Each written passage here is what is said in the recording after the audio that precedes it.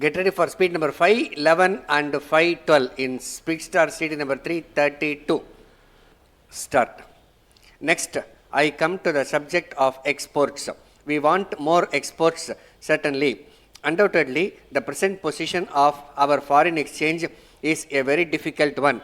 There was a time when our foreign assets stood at the figure of rupees 1,400 crores or rupees 1,600 crores. I am not prepared to say that all foreign exchange has not been properly used. I am quite sure that they have been properly used. But today, our foreign exchanges are at a low level indeed. And we want to step up our exports, and that is quite legitimate. But what happens for stepping up exports? Our goods must be produced at competitive prices. But the unfortunate position is that we are producing goods at prices which are very much higher than the prices in other countries. Let us take the big industries that have been established, say the motor car industry. Everybody knows that the price of a motor car that we buy in this country is almost double what one has to pay in any foreign country. Or take the case of refrigerator, which in our country costs about rupees 6,000. The cost of a comparable unit in the United Kingdom may be only about rupees 1,000. I have been told also that in the case of other articles like penicillin, fertilizers and so on, the cost of production in India is very much higher than in outside countries. Then may I know how they propose to export when their prices are not competitive? They have themselves noted that the prices at which we are producing things are much higher than those obtaining in some other countries, and they are therefore not competitive.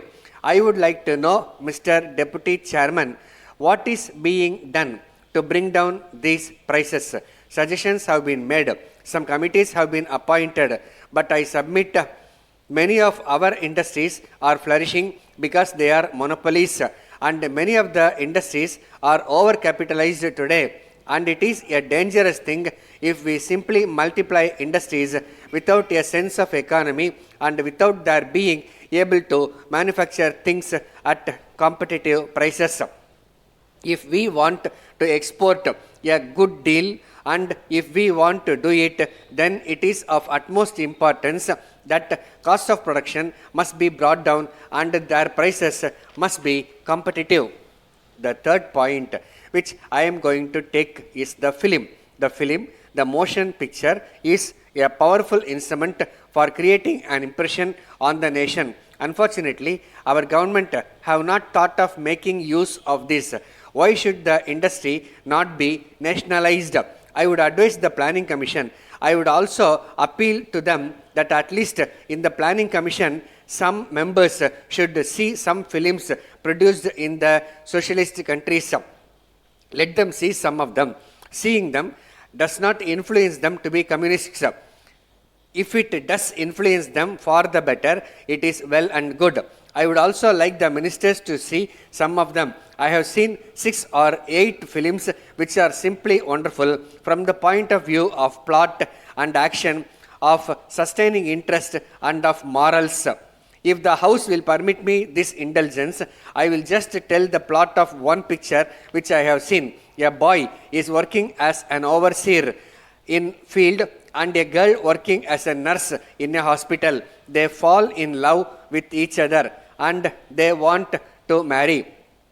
They decide upon a particular day to go to the registration office which is situated in the town. The boy starts having groomed himself well in nice clothes. He walks on to reach the registration office.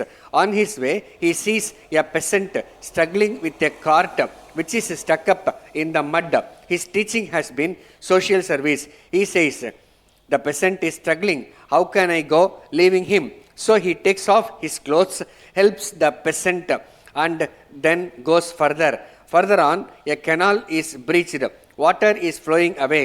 He says, "Water, national wealth is flowing away. What should I do?" So he tries to patch it up and meanwhile asks a boy to run up to the village and call the villagers. Until the villagers come, he stays there and he fills up the breach with the help of the villagers and then proceeds up. Similarly, the girl comes and when she is passing by the side of a village, she hears a cry from a house. Stop.